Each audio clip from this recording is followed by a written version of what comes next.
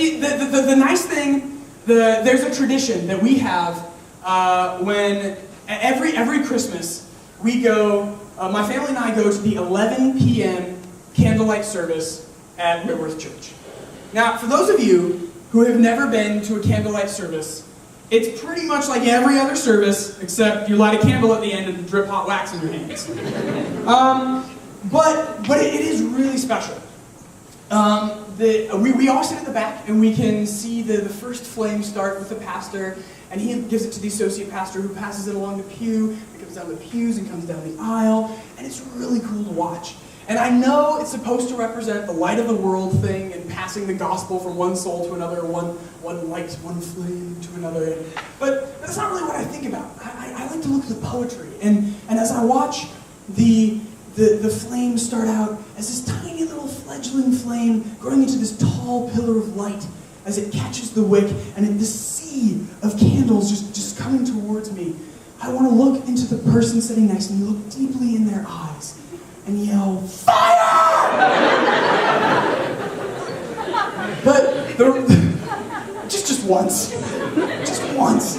And then I would never come back to that service ever again. But one nice thing about the service is that it starts at 11 p.m. and church services generally go about an hour. And so at midnight, you come out and it's Christmas. It's amazing. It's magical. And I used to think there was, when I was a little kid, I used to think that there was something magical about the time 11 p.m. And that if you went to church at 11 p.m., came out at midnight, no matter what time of year it was, when you came out, it was Christmas. Go in on April 13th, bam, have Christmas in April. And I couldn't understand why we didn't go to church at 11 p.m. every Sunday. That didn't make sense to me. But the best thing about the 11 p.m. Christmas service, okay, it's really any Christmas service, honestly, is the hymn, "What Child Is This?" Best Christmas hymn ever. Yeah, it's like a nice tune, okay words, whatever. There's nothing spectacular about it, but it's the only time that you get to swear in church. You know what I'm talking about? Like, whenever I was a little kid, I would get so excited. Okay, let's be real. I'm still really excited. Whenever that song comes on, you just sing with gusto. What child is this who laid to rest on Mary's lap? Oh, it's in the second verse? Okay.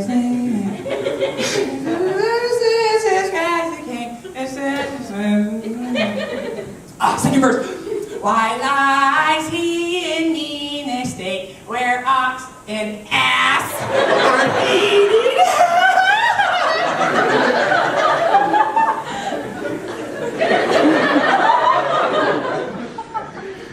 Sorry, Mommy. Matthew, why are you talking like a 3-year-old? You're 17. But it's not just Christmas hymns. I've noticed this in every hymn. When you get to the last verse, no matter what the denomination, whether you're Protestant, Catholic, Mormon, Muslim, they're Christian, right? They're like Baptists and Methodists. Muslim. No? Sorry, okay, let me call Herman Cain afterwards. We'll discuss it. Yeah, that's where I get my info. But no. No matter what denomination you are, no matter what church you're in, no matter what the hymn is, as long as it's a hymn, not necessarily contemporary songs, but the hymn, when you get to the last verse, everyone sings 7 times louder. Why?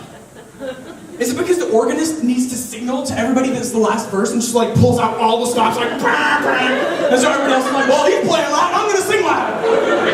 And I mean, that's okay for the people who have hymnals, but for the rest of us who got left out and don't have a hymnal, we look like idiots. Because everybody knows the first verse of any hymn, really. And like, "Come Thou Fount," that's a really popular hymn. Everybody knows. Like, "Come Thou Fount of every blessing." You know what I'm talking about? And so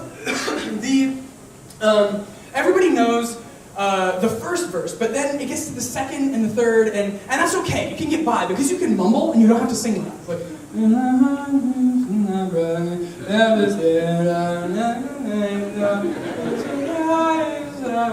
but then you get to the last verse, and suddenly everybody's singing at top voice, and you're like, oh crap, I don't have any words, and the jerk next to me isn't sharing.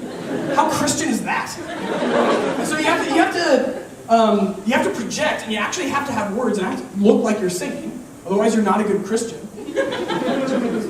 I don't know the words to this verse, so I'll use a little trick that I used in high school choir when I didn't know any of the words. Watermelon peanut butter makes it look like I am singing. I successfully fooled everyone in the congregation. And then, right as you think you're about to pat yourself on the back, you look at the bulletin and you see there's 6 more hymns before the sermon. But what's funny is contemporary songs too. I find these just as amusing. What's funny about contemporary worship songs is when the attitude and the mindset of the congregation doesn't really line up with the words of the song. Like that song, I could sing of your love forever, I could sing of your love forever. You know that song? It's so happy and it's just a joyful, worshipful song. And the bridge is fantastic. I love it. It's you might have to help me out, but it's just like, oh, I feel like dancing. It's foolishness, I know. But when the world has seen the light, they will dance with joy like we're dancing now. See, that's how it's supposed to be sung.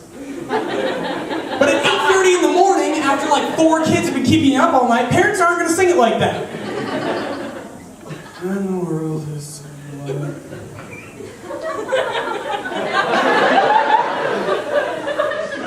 Oh, I feel like dancing. Really? Well, you hide it pretty well. When the world has seen the light, they will dance with joy like we're dancing now. Well, the way that you're dancing right now, the only light they're gonna see is a neon sign saying no dancing. It's